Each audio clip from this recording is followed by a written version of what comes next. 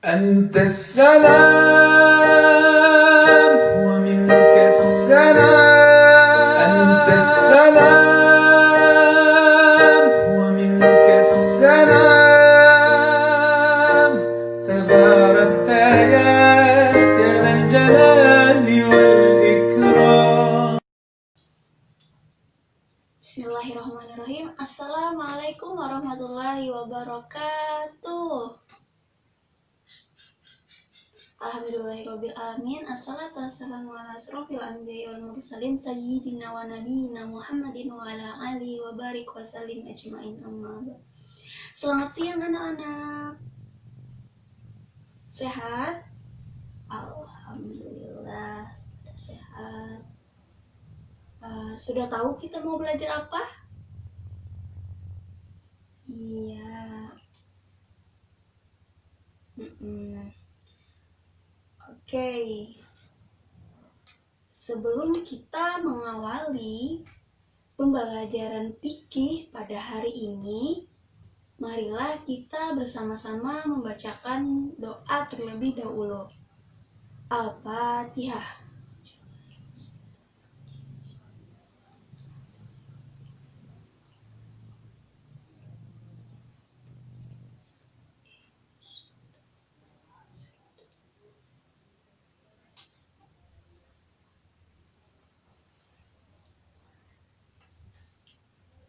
Selanjutnya, kita absen dulu ya. Untuk absen pertama, Muhammad Naufal. Ada Muhammad Naufal? Ada. Angkat tangannya ya. Muhammad Rijaldi. Ya. Muhammad Aldo Prasetyo. Ada. Rizky Saputra. Hadir. Melda. Hadir. Hopipah. Hadir. Kristiana Sapitri. Hadir. Siti Nafisah. Kemana Siti Nafisah? Oh, lagi sakit. Ya. Widya Sukuma Wulandari. Hadir. Oke, sudah berakhir sesi absen kita. Jadi yang tidak hadir hari ini cuma satu orang ya, yaitu Siti Nafisah. Oke.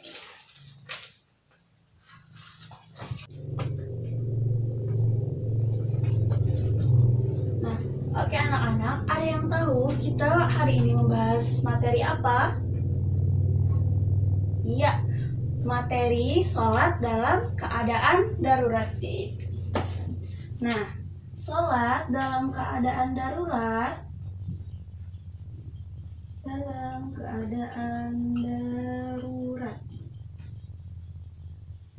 Di dalam materi ini kita akan membahas tentang pengertian sholat dalam keadaan darurat, tata cara sholat dalam keadaan darurat, sholat dalam keadaan sakit, atau sholat dalam keadaan sedang berkendaraan atau safar ataupun berpergian.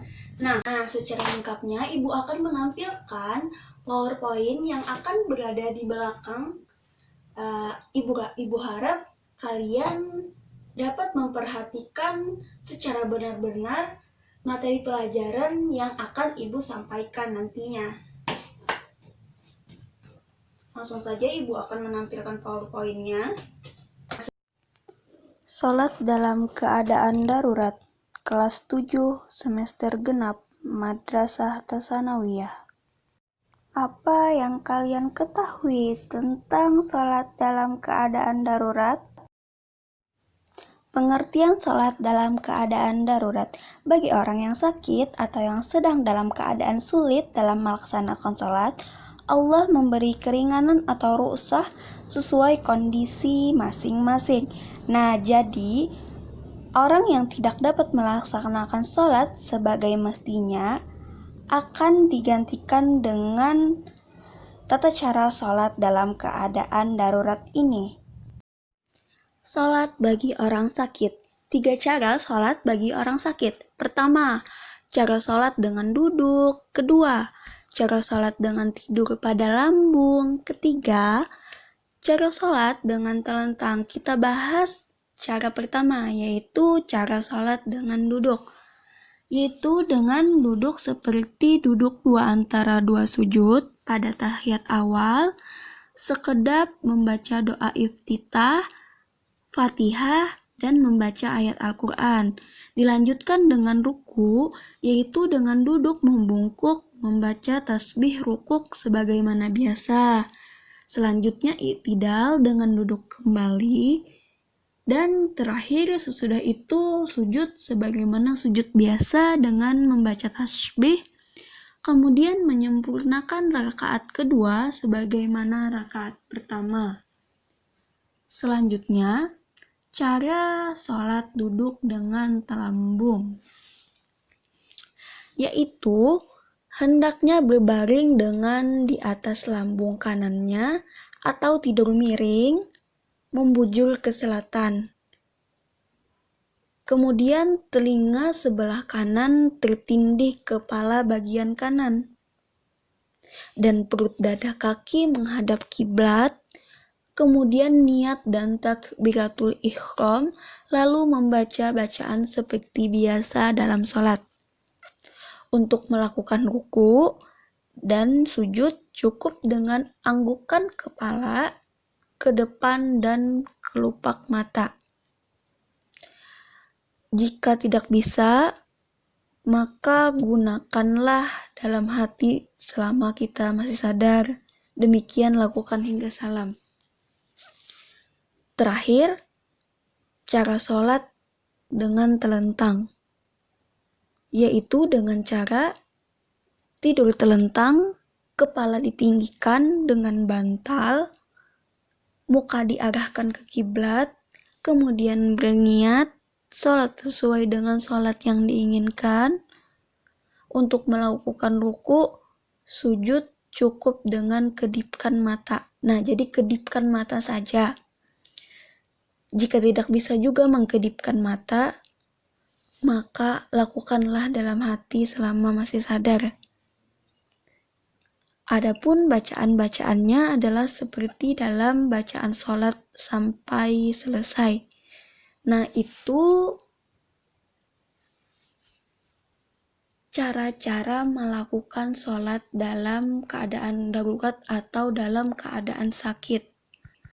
Kita ada kelompok diskusi untuk membahas lebih lanjut tentang materi sholat dalam keadaan darurat ini. Selanjutnya Ibu akan membagi kalian kepada kelompok-kelompok kecil, yaitu terdiri dari 3 kelompok, dan di dalam satu kelompok terdiri dari 3 atau 4 orang. Langsung saja ya yang Ibu bagikan nama-namanya, Ibu saja yang membagikan.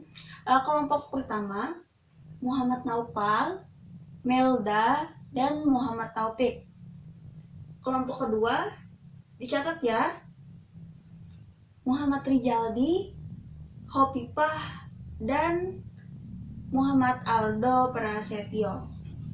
Kelompok terakhir atau kelompok 3, Rizky Saputra, ya, Istiana, Siti Nafisah,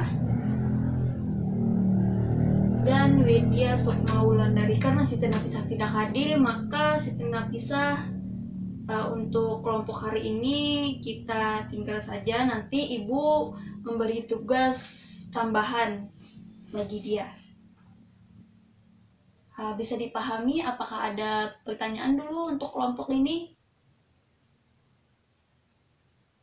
Ya, untuk teknisnya, kalian mencari informasi sebanyak mungkin tentang sholat dalam keadaan darurat.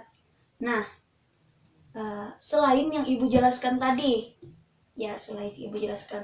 bisa saja contohnya atau sebagainya atau masalah yang ada pada dalam keadaan sholat darurat tersebut. Nah, sehabis itu kelompok 1 memberikan pertanyaan kepada kelompok lainnya dan sebaliknya.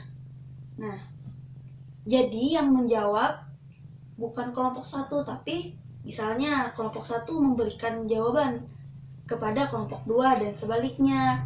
Nah, memberikan pertanyaan kepada kelompok tiga memberikan pertanyaan kepada kelompok dua memberikan pertanyaan kepada kelompok satu dan dijawab oleh masing-masing kelompok. Nanti yang kesulitan atau sebagainya nanti ibu jawabkan atau ibu bantu. Bisa dimengerti dari penjelasan ibu? Ya. Kita mulai saja diskusinya. Ibu beri waktu untuk mencari informasi, bisa di internet atau di buku lain. Terserah kalian untuk mencari informasinya. Ya, waktunya 30 menit. Setelah itu kita diskusi 10 menit. Ya, dimulai dari sekarang. Jadi, hikmah yang kita ambil dalam materi sholat dalam keadaan darurat ini ialah Allah memberikan toleransi kepada kita untuk mengerjakan sholat, tetap mengerjakan sholat. Nah, walaupun dalam keadaan darurat kita harus mengerjakan sholat. Pesan ibu, jangan tinggalkanlah sholat. Selagi kita masih diberi nyawa oleh Allah, diberi umur, maka laksanakanlah sholat, karena sholat itu wajib. Allah itu maha pengasih, maha penyayang. Beliau memberikan toleransi untuk orang yang tidak bisa mengerjakan sholat sebagaimana mestinya. Jika tidak bisa berdiri, maka kita dianjurkan untuk duduk, sholat dalam keadaan duduk.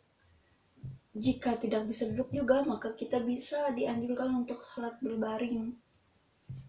Intinya jangan tinggalkanlah sholat. Sesibuk apapun kita, maka jangan tinggalkanlah sholat.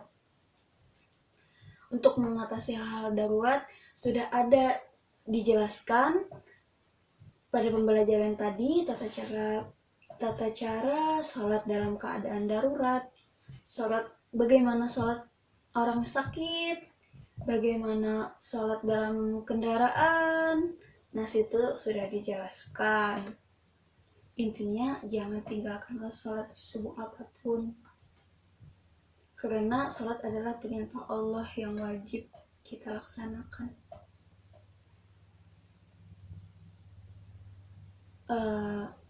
Ini saja yang dapat ibu sampaikan. Ibu beri kesempatan untuk kalian bertanya. Kalau misalnya ada sesuatu materi ini yang belum dipahami, maka tanyakanlah. Ibu beri kesempatan untuk bertanya.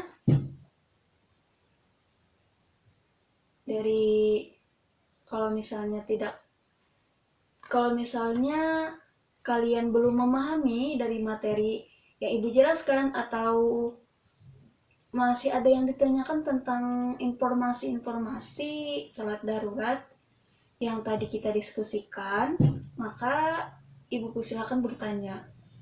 Silakan. Adakah yang bertanya? Istiana? Ya, sudah dapat dipahami? Alhamdulillah. Kalau tidak ada pertanyaan lagi, ibu tutup saja pembelajaran kita pada hari ini. Semoga bermanfaat dan dapat dilaksanakan apabila ada kondisi darurat selagi semasa hidup kita. Kalau misalnya berpergian, kita dapat melaksanakan sholat dalam keadaan darurat. Tadi sudah dijelaskan tata caranya. Lakukan saja. Kalau misalnya dalam keadaan darurat. Intinya kita harus sholat, jangan tinggalkan sholat. Itu saja dari Ibu. Terima kasih. Wassalamualaikum warahmatullahi wabarakatuh.